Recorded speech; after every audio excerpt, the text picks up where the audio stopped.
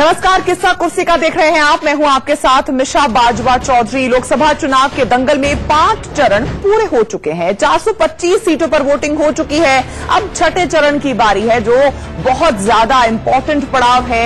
कल छठे चरण में 59 सीटों पर मतदान होगा। देखना यह है कि इस चरण का चुनावी चक्रव्यूह कौन भेदता है। इस चरण में हरियाणा और दिल्ली दोनों में टोटल जितनी भी सीट्स हैं उन पर वोट डाले जाएंगे। कुल मिलाकर छठे चरण के दंगल में क्या कुछ, कौन कौन से राज्य हैं और उनकी कितनी सीटें हैं, वो भी आपको ग्राफिक्स के जरिए हम समझाने की कोशिश करेंगे। सबसे पहले आपको बता देते हैं कि कौन से वो राज्य हैं, कितने राज्य हैं। टोटल 7 राज्य हैं जिनमें छठे चरण का चुनाव होना है, मतदान होना है। 22 मई यानी कल के दिन वोटिंग है और 59 लोकसभा सीटों पर ये मतदान होना है। उम्मीदवार कुल हैं जी 979 उम्मीदवार हैं जिनकी किस्मत का फैसला 12 मई यानी कि कल छठे चरण की वोटिंग में होना है। तो ये ओवरऑल डेटा हमने आपको बताया। अब आपको ये भी बता देते हैं कि किस राज्य की कितनी सीट्स हैं जिन पर कल लोग वोटिंग करने जाएंगे, अपना मतदान का अधिकार जो है उसका इस्तेमाल करेंगे। तो छठे चरण के 7 राज्य और 59 सीटें हैं। हरियाणा की कुल 10 सीटें हैं जहां पर कल वोटिंग होना है। 10 की 10 सीटें हैं और एक ही चरण यानी कि कल हरियाणा पूरा वोट करेगा अपनी टोटल 10 सीटों पर। दिल्ली की 7 सीटें हैं, 7 सीटें हैं टोटल और 7 की 7 में कल मतदान होगा। उधर उत्तर प्रदेश की 14 और सीटें हैं जहां पर कल मतदान होगा। बिहार की 8 सीटें हैं, झारखंड की 4 सीटें हैं, मध्य प्रदेश की 8 सीटें हैं और पश्चिम बंगाल की भी 8 सीटें हैं जहां छठे चरण में मतदान होना है। तो ये कुल मिलाकर 59 सीटें हैं जहां पर कल लोग अपने मतदान के लिए निकलेंगे अपने अपनी कॉन्स्टिट्यूएंसी में। इन 59 सीटों पर कल मतदान है, जिसमें से हरियाणा और दिल्ली की कुल जितनी सीट्स हैं वो सभी इसी फेज में कवर हो जाएंगी। तो हरियाणा का रुख कर लेते हैं। हरियाणा में कौन कौन से कॉन्स्टिट्यूएंसीज आती हैं वो आपको ग्राफिक्स में बता रहे हैं। अंबाला, कुरुक्षेत्र, सिरसा, हिसार, करनाल, सोनीपत, रोहतक, भिवानी, महेंद्रगढ़, गुरुग्राम और फरीदाबाद। ये वो 10 सीटें हैं, कुल मिला के 10 सीटें हैं और 10 की 10 में कल यानी कि छठे चरण में चुनाव है। हरियाणा यानी कि पूरा का पूरा कल वोट करेगा। उम्मीद करते हैं कि भारी मात्रा में लोग मतदान के लिए निकलेंगे। अब रुख कर लेते हैं दिल्ली का।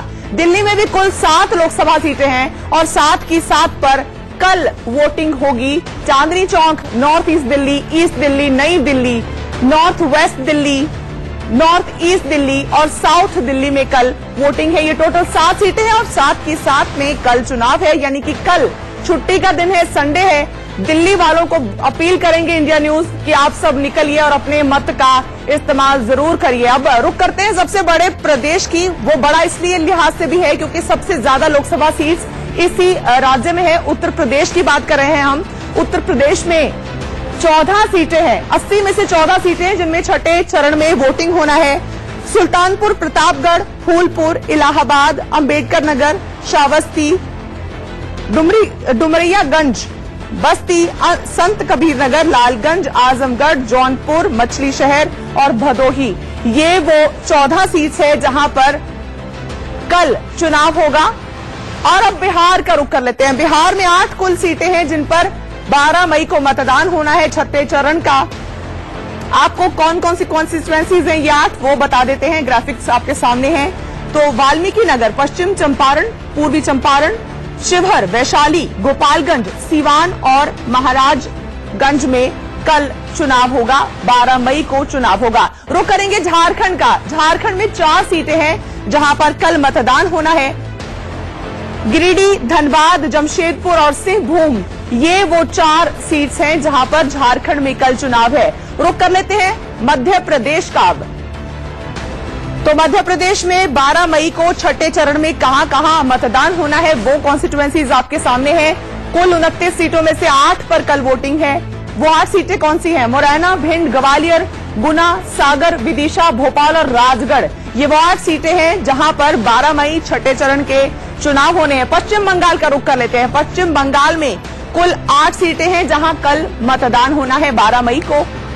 वो सीटें कौन कौन सी हैं? तामलुक, कांथी, घाटल, झाड़ग्राम, मेदिनीपुर, पुरुलिया, बांकुरा और विष्णुपुर। ये वो 8 सीटें हैं जहां पश्चिम बंगाल में छठे चरण में चुनाव होना है। तो आपको हम कुल मिला के कल छठे चरण में वोटिंग है उसका हाल बता रहे हैं। 59 सीटें हैं कुल जहां पर कल मतदान होना है। आप सभी को ये अपील है इंडिया न्यूज की तरफ से कि अगर आपकी कॉन्स्टिट्यूएंसी में कल वोटिंग है तो बाहर निकलिए और वोट जरूर कीजिएगा। ये आपका अधिकार ही नहीं, आपकी रिस्पॉन्सिबिलिटी भी बन जाती है। चलिए एक चीज जो बहुत इंपॉर्टेंट है वो समझाने के लिए कि इस बार का जो एटीट्यूड है वो किस तरह निकल के आएगा, किस तरह लोगों की वोटिंग परसेंटेज से इंपैक्ट होने वाला है। 2014 में क्या रुख था उसको कंपेयर करके देखने से काफी चीजें समझ में आ जाती हैं। तो आपको छठे चरण की 59 सीटों पर 2014 में क्या कुछ नतीजे रहे थे वो बता रहे हैं। बीजेपी ने सबसे ज्यादा इन 59 सीटों में से 44 सीटें जीत ली थी, जबकि टीएमसी के हाथ सिर्फ 8 सीटें लगी थी। कांग्रेस आप देख सकते हैं सिर्फ 2 पर सिमट कर रह गई थी, जबकि अदर्स 5 सीटें ले गई थी। इन 59 सीटों पर सीधे 44 सीटें बीजेपी ही ले गई थी। तो ये 2014 का हम आपको डेटा बता रहे हैं। इस बार देखते हैं कि इन 59 सीटों पर छठे चरण में क्या होता है, क्योंकि वोटर आपका राइट है। आप बताएंगे कि क्या आपका मोड है। 23 मई को ये पता लग जाएगा। तो ये वो डेटा है जो 2014 में जिस तरह का इन 59 सीटों पर रुझान रहा था। अब आपको बता देते हैं कि सीटों पर नतीजे टोटल जो 483 सीटों पर नतीजे किस तरह के रहे थे, तो वो आपको ग्राफिक्स के जरिए हम बता देते हैं। 249 सीटों पर बीजेपी काबिज थी 2014 का अगर डेटा देखें तो। 41 सीटों पर कांग्रेस रही। एआईएडीएमके के पास 36 सीटें आई, टीडीपी के पास 16 सीटें आई, बीजेडी के पास 20 और अदर के खाते में 121 सीटें चली गई थी। यानी कि 483 में एक बड़ा चंक, बड़ा मार्जिन जो था वो बीजेपी साफ ले गई थी। कांग्रेस बिल्कुल सिमटी हुई थी। हालांकि इस बार कांग्रेस भी बड़े बड़े दावे कर रही है। एआईएडीएमके और कांग्रेस कहीं ना कहीं अगल बगल में ही घूम रहे थे और इस बार कांग्रेस बहुत बड़े बड़े दावे कर रही है, लेकिन बीजेपी एक तरह से क्लीन स्वीप थी इन 483 सीटों को अगर देखा जाए तो। अब देखना यह है कि इस बार किस तरह का हालात बनते हैं। 23 मई को वो पता लग जाएगा। बहुत ज्यादा दिन नहीं बचे हैं। दिल्ली चलते हैं। मेरे सहयोगी मनोहर केसरी मेरे साथ जुड़ रहे हैं। उनसे जान लेते हैं कि 12 मई यानी कि कल के दिन छठे चरण में वहां मतदान होना है। क्या कुछ मूड है लोगों का, क्या कहती है दिल्ली की जनता, किस तरह के कैंडिडेट्स को वो चुनना चाहती है और क्या कुछ अपनी समस्याएं हैं जिन पे वो फोकस कर रहे हैं। मनोहर केसरी मेरे साथ जुड़ गए। मनोहर, तो लोगों का फोकस क्या है इस वक्त? वो कैंडिडेट के अच्छे कैरेक्टर को स्टडी कर रहे हैं या फिर सेलिब्रिटी है इसलिए उसकी तरफ बह रहे हैं, या फिर उनके मसले जो हैं वो उनकी प्रायोरिटी हैं? बिल्कुल मिसा, सबसे पहले मैं आपको बता दूं कि मैं दिल्ली के जो सरोजनी नगर मार्केट काफी हाई प्रोफाइल मार्केट कहलाता है, अलग अलग इलाके से लोग यहाँ पर आते हैं। यहाँ छोटे बड़े व्यापारी हैं, वोटर्स हैं और कल जब दिल्ली में मतदान होगा तो 1,43,00,000 तकरीबन मतदाता जो है सो वो वोट करेंगे और 13,879 पोलिंग बूथ बनाया गया है, जिनमें से 523 पोलिंग बूथ जो है वो क्रिटिकल पोलिंग बूथ है। तो इसमें सुरक्षा की भी चाक चौबंद व्यवस्था की गई है और जो वोटर है दिल्ली के वो वोटर पूरी तरह से तैयार है हमारे साथ बातचीत करने के लिए। तमाम छोटे व्यापारी, बड़े व्यापारी, वोटर्स हैं, इनसे सीधे हम बात करते हैं कि आखिरकार ये बताएंगे कि आप लोग जब वोट करने जाएंगे इश्यूज क्या होंगे। तमाम सेलिब्रिटीज दिल्ली के अलग अलग सीटों पर चुनाव मैदान में हैं, या आपके जो मुद्दे हैं जिनसे आप 2-4 रोजाना होते हैं वो मुद्दे आपकी प्राथमिकता होगी, आखिरकार क्या होगी? देखिए, सबसे पहले तो दिल्ली के अंदर सीलिंग का मुद्दा हैगा, उसके बाद नोटबंदी हम लोग कैसे भूल सकते हैंगे, उसके बाद जीएसटी हैगी और जो हमारे अभी प्रधानमंत्री जी हैं उन्होंने कई वादे करे थे। आज की इस चीज को कोई भी पार्टी मुद्दा नहीं बना रही हैगी। मेन सीलिंग क्या हैगा, नोटबंदी का हैगा, लोगों के पास पैसा नहीं है, बेरोजगारी इतनी बढ़ गई है कि मेरी दुकान के अंदर 8 लड़के थे, आज की डेट में 2 लड़के हैं। 6 महीने पूरी मार्केट के अंदर कम से कम 2-3 हजार लड़के जो अपने यहाँ से नौकरी छोड़ के काम चले गए। उसकी वजह है कि सैलरी नहीं हैगी। इस चीज को कोई मुद्दा ही नहीं बना रहा, बेरोजगारी को कोई मुद्दा ही नहीं बना रहा। ठीक है मनोहर, बहुत बहुत शुक्रिया हम तक दिल्ली की जनता की राय पहुंचाने के लिए। तो दिल्ली की जनता अपने इश्यूज को मद्देनजर रखते हुए वो वोटिंग करने वाली है। कुछ ऐसा ही रुझान एटलीस्ट इन बातों से निकल के सामने आ रहा है कि लोगों को अपने मुद्दे, अपने इश्यूज से वो भटक नहीं रहे हैं, उनको पूरी तरह अपने लिए अच्छा एरिया चाहिए, अपनी कॉन्स्टिट्यूएंसी अच्छी चाहिए। अब आपको यह भी बता देते हैं कि इस चरण में किसका किसके साथ जो टक्कर का कांटे का मुकाबला होने वाला है, वो कुछ आपको ग्राफिक्स के जरिए हम बताने की कोशिश करेंगे। सबसे पहले क्योंकि दिग्गज जो होते हैं वो कहीं ना कहीं स्टार फैक्टर हो जाता है और सबकी निगाहें उसी तरह की उसी कॉन्स्टिट्यूएंसी पे लग जाती हैं। तो सुल्तानपुर की सीट आपके सामने हमने रखी है क्योंकि यहां पर मेनका गांधी के आ जाने की वजह से अट्रैक्शन कहीं ना कहीं बढ़ गई है, सेलिब्रिटी फैक्टर कहीं ना कहीं मेनका गांधी, क्योंकि गांधी परिवार से जुड़ी हैं और अपनी पार्टी कांग्रेस के अलग बीजेपी के साथ ये है, इस वजह से अट्रैक्शन इधर बढ़ जाता है। संजय सिंह के ऑपोजिट वो कांग्रेस में टक्कर देने वाली है। बात कर लेते हैं इलाहाबाद की। इलाहाबाद से योगेश शुक्ला वर्सेस रीता बहुगुणा जोशी। अब ये भी एक कांटे की टक्कर है, राजेंद्र सिंह पटेल उनके सामने होंगे। आजमगढ़ की बात कर लेते हैं, अगली सीट है आजमगढ़ की, जहां पर दिनेश लाल यादव यानी कि Nirahua versus Akhilesh Yadav, farmer CM रहे हैं, और उनके साथ ये एक दिलचस्प जगह बन जाती है जिस पर सबकी निगाहें रहेंगी। एक तरफ सीएम है और दूसरी तरफ एक सेलिब्रिटी उनके सामने मुकाबले में खड़े हैं। अगली सीट आपको चंपारण, पूर्वी चंपारण की सीट का रुख कर लेते हैं। पूर्वी चंपारण में राधा मोहन सिंह वर्सेस आकाश कुमार सिंह का मुकाबला होने वाला है, तो ये भी पूर्वी चंपारण सीट भी देखने लायक रहेगी और इसके रिजल्ट का भी सबको खास तौर पर इंतजार रहेगा। बिहार के वैशाली लिए चलते हैं अब आपको, यहां पर भी मामला और जो मुकाबला है वो बेहद दिलचस्प है। वीणा देवी वर्सेस रघुवंश प्रसाद सिंह, ये दोनों आमने सामने वैशाली में होंगे, तो इनकी टक्कर भी इन पर सबकी निगाहें रहने वाली है।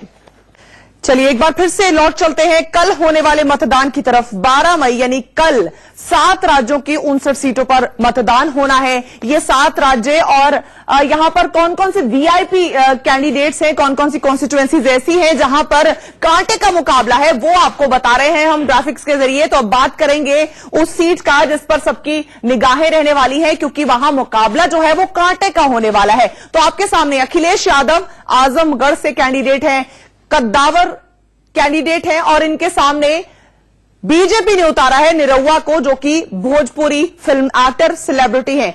तो अब बात करेंगे अगले स्टार कैंडिडेट की, ज्योतिरादित्य सिंधिया। इनकी तरफ भी गुना में की कॉन्स्टिट्यूएंसी, इनकी कल इनके कॉन्स्टिट्यूएंसी में मतदान है और सबकी निगाहें ज्योतिरादित्य सिंधिया की वजह से गुना की तरफ रहने वाली हैं। अगली इंपॉर्टेंट सीट है भोपाल की। जी हां, भोपाल बेहद दिलचस्प हो गया है। दिग्विजय सिंह वर्सेस साध्वी प्रज्ञा ठाकुर जब से मैदान में उतरी हैं, तो दिग्विजय सिंह इनके लिए हठ योग भी चल रहा है और सभी संत समाज इनका समर्थन करने के लिए भी उतरा हुआ है। ये एक दिलचस्प सीट होने वाली है भोपाल की। दिग्विजय सिंह यहां से प्रत्याशी हैं। अगली सीट की बात करेंगे विजेंद्र सिंह। जी हां, मुक्केबाज बॉक्सर विजेंद्र सिंह कांग्रेस में आते ही दक्षिण दिल्ली की सीट जो है वो कहीं ना कहीं स्टार अट्रैक्शन बन गई, क्योंकि विजेंद्र कांग्रेस के लिए यहां से कैंडिडेट हैं। तो विजेंद्र सिंह साउथ दिल्ली से कंटेस्ट करेंगे, और इन्हीं की तरह एक और स्पोर्ट्स पर्सन क्रिकेटर गौतम गंभीर भी मैदान जंग में है, यानी कि कंटेस्ट करने जा रहे हैं। पूर्वी दिल्ली की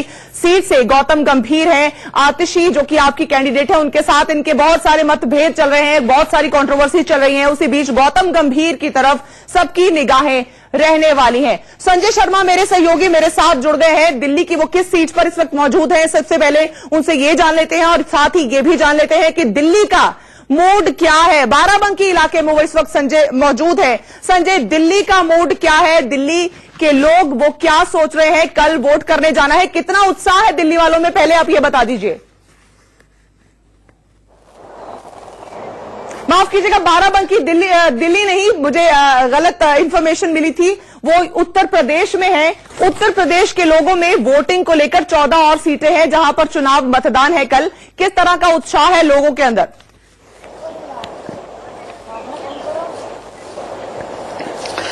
देखिए, हम सुल्तानपुर में हैं, जहां पर कि कल वोटिंग होना, मतदान होना है। केंद्रीय मंत्री मेनका गांधी यहां से चुनाव लड़ने जा रही हैं। संजय सिंह उनके सामने प्रत्याशी हैं, कांग्रेस के, जो एक बार सांसद रह चुके हैं। पिछली बार वरुण गांधी से चुनाव हारे थे, जो कि मेनका गांधी के बेटे हैं। इस बार मां बेटे ने सीटें अदला बदली की हैं। आंवला की जगह मेनका गांधी आई हैं सुल्तानपुर, और खुद वरुण गांधी गए हैं इस बार आंवला से चुनाव लड़ रहे हैं। सुल्तानपुर वैसे तो कांग्रेस की परंपरागत सीट रही है, लेकिन वरुण गांधी ने इस चक्र को तोड़ा था। संजय सिंह को चुनाव हरा करके पिछली बार बीजेपी ने सीट पर कब्जा जमाया था और इस बार उनकी मां केंद्रीय मंत्री मेनका गांधी यहां से चुनाव लड़ रही है। हालांकि महागठबंधन से भी मोनू सिंह यहां से चुनाव लड़ रहे हैं, जो कि काफी हद तक महागठबंधन के नाते ही सही, लेकिन काफी हद तक वो कांग्रेस के वोट भी तो काटेंगे। देखना बेहद दिलचस्प होगा कि मेनका गांधी इस चक्रव्यूह को भेद पाती है या नहीं। बहुत बहुत शुक्रिया इस पूरी जानकारी के लिए। इसी के साथ